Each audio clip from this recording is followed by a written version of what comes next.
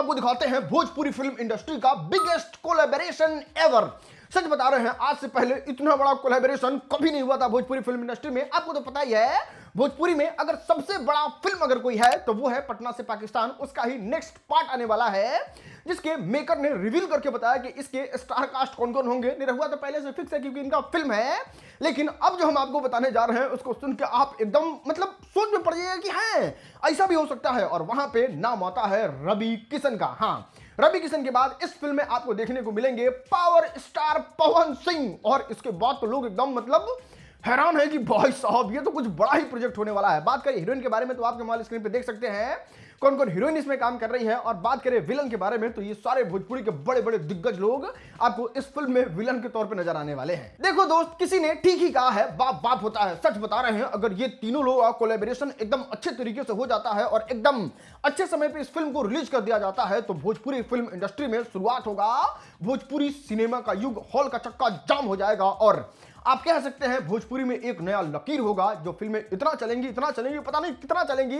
हम तो पर्सनली जाएंगे इस फिल्म को देखने, कहीं लगे 500 का टिकट होगा तो। चलो दोस्त, अब बात करते हैं खेसारी लाल यादव के बारे में। क्या इनका सपना बिहार का सीएम बनने का है? खैर की बात कहां से उठा वो हम आपको बताते हैं। दिल्ली गए हुए थे खेसारी लाल यादव, जहां पे प्रेस कॉन्फ्रेंस कर रहे थे। मीडिया वाले ने पूछा कि पता है आपको अभी मनोज तिवारी का बात चल रहा है दिल्ली का सीएम बनने का। तो उस पर खेसारी लाल एकदम खुश हो जाते हैं और कहते हैं कि इससे बड़ा गर्व का बात क्या होगा कि हमारे भोजपुरी बोलने वाले लोग, पूर्वांचल के लोगों के इतने पसंद करने वाले सुपरस्टार मनोज तिवारी जो है वो दिल्ली के सीएम बन जाएंगे। तो ये सबसे बड़ी बात होगी। और हाँ, मनोज तिवारी ने हमेशा एक रास्ता बनाया है, चाहे वो गायकी का हो, फिल्म का हो, उसी आधार पे हम लोग चल रहे हैं। राजनीति में भी रास्ता बनाने वाले मनोज तिवारी हैं, उन्हीं के रास्ते पे हम लोग चल रहे हैं। अगर तो सीएम बन जाते हैं तो हम लोग भी बड़ा बड़ा सपना देख सकते हैं सीएम बनने का।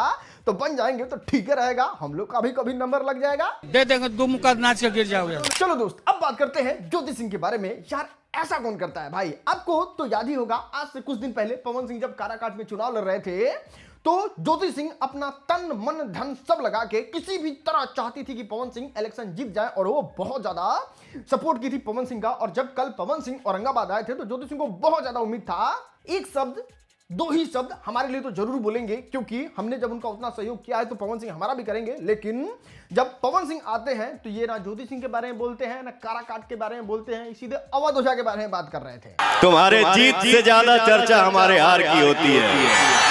हाँ भाई, जितने भी मेरे जैसे बच्चे इंटरनेट चला रहे हैं उनको ये बात पता होगा कि कहां बीजेपी का बात हो रहा है दिल्ली में। अरे आम आदमी पार्टी हार गया, उसका कोई चर्चा नहीं है। जिन देखिए करने अवध ओझा तो शायद उसी के बारे में बात कर रहे थे कि हार से ज्यादा जीत का चर्चा, ये इसी तरह कुछ बोल रहे थे। जितना बोलता हूँ उतना करता हूँ।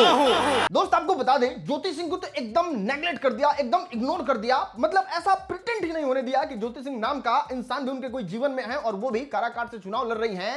लेकिन बात करें जोश के बारे में तो एकदम अलग ही जोश में नजर आ रहे थे। पता नहीं किस बात का जोश था, रात भी नहीं था, माहौल भी ठीक ही लग रहा था, फिर भी मतलब जोश में खूब थे। चलो दोस्त, अब बात करते हैं राजन सिंह मुकुट के बारे में। हाँ, अपने बारे में बात कर रहे हैं। अभी बहुत सारे लोग मैसेज कर रहे हैं कि अरे राजन भाई, आपने गुंजन सिंह पे इतना चुम्मेश्वरी वीडियो बनाया था, उसको किसने डिलीट करा दिया? आप बताइए, हम लोग धरना प्रदर्शन करके बिहार बंद करा देंगे। मतलब ऐसा जोशीला लोग हैं, आप तो जानते ही हैं इंटरनेट वाले जोशीला लोग को।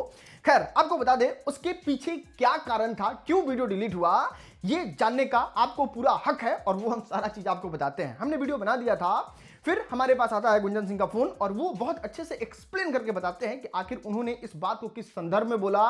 उन्होंने फुल डिटेल वीडियो शेयर किया और जिस तरीके से उनको कटाक्ष किया जा रहा था उसका जवाब दिए। और उस चीज से जब हमको ये मिल गया, आश्वासन मिल गया, तो फिर हमने उस वीडियो को प्राइवेट कर दिया। लेकिन आप लोगों से एक निवेदन है, आरएसएम मिनी वाले चैनल पे आप लोग सब्सक्राइब करके एकदम बेल आइकन दबा के रखिए, क्योंकि उस पे एकदम एक्सक्लूसिव माल आता है। और मुश्किल से 1 डेढ़ 2 घंटा में तो लोग के साथ छटपटी बेचैनी छूट जाता है। तो आप लोग 1 डेढ़ घंटा में देख लीजिए कि बाकी प्राइवेट रहे, डिलीट रहे, कोई फर्क ना पड़े। तो आप लोग इस बात को समझिए ना जी, सब्सक्राइब कीजिए।